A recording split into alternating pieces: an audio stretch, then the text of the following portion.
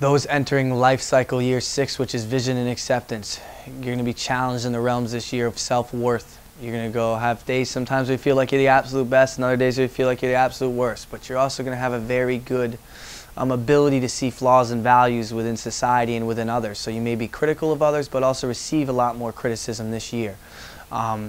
Also, you may tend to want to set expectations because you want things to be perfect this year, and when it doesn't turn out the way you thought it would, it's going to be a big letdown. So it's important to not allow yourself to get too far ahead and set those expectations.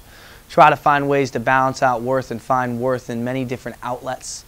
And you know, perfection is in every moment. You just got to allow it to be that.